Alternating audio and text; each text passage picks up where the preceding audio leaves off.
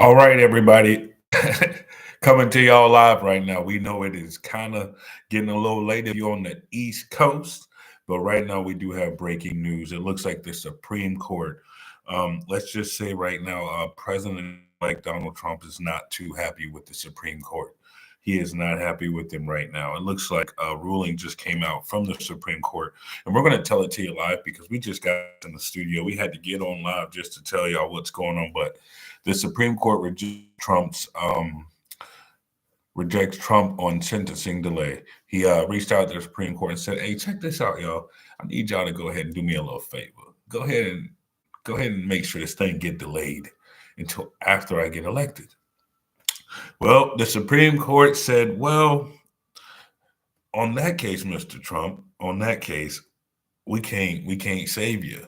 So this week, I believe next week, he has to report for sentencing in the hush money case that he was convicted of in New York City in 2024. So a sharply divided Supreme Court on Thursday rejected President-elect Donald Trump's final bid to put his New York hush money case on hold. So yeah, he tried to put that bad boy on hold. The Supreme Court said, "Hold up, wait a minute."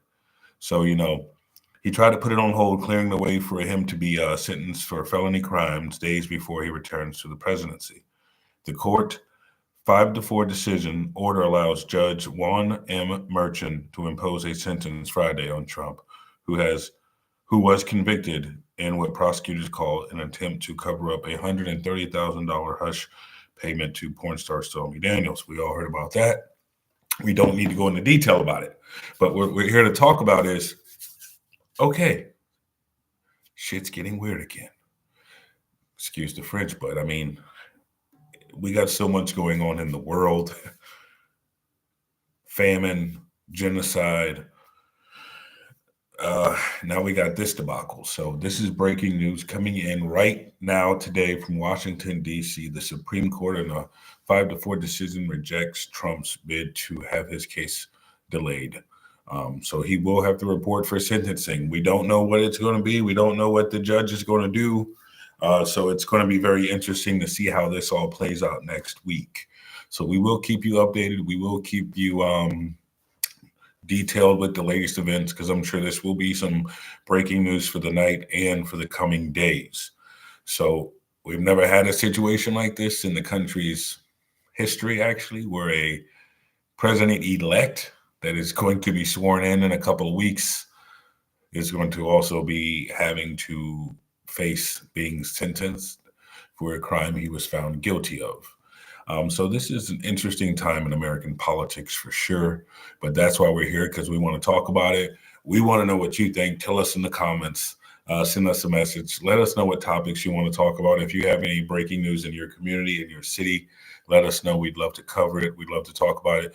Maybe even send a team out there to cover it. But right now we're talking about that unanimous coming out today, that 5-4 ruling from the United States Supreme Court to not help Mr. Donald Trump. So we're going to keep you updated as the night goes on. There will be new updates and developments throughout the week on this story. It is breaking news. We're bringing it to you hot off the press, right from Florida, the great state. So I just want to say, have a good day. We're live. We're talking about this right now in live time. Okay, we're bringing you the news. We're trying to bring you everything that's going on in the political world because this right here is truly a very concerning time for us all. Our prayers and thoughts go out to all those affected in the wildfires ravaging through California right now. We've all seen the horrible pictures and just the loss of life. We pray for all the victims who have lost their life in this horrible tragedy. And we pray for all the first responders and firefighters and policemen, everybody out there doing all they can to save people, animals, wildlife, people's homes. I mean, it's very devastating. So our thoughts and prayers are with all those in California. I have some family members in California. They are safe, but I want to pray for all those people here that are going through some very tough times right now. And I pray that the government and everybody will help all those affected because we are seeing Mother Nature at its worst. And it's only going to get worse. Climate change is real. Stop denying it. Hey, hit that subscribe button. Have a good one.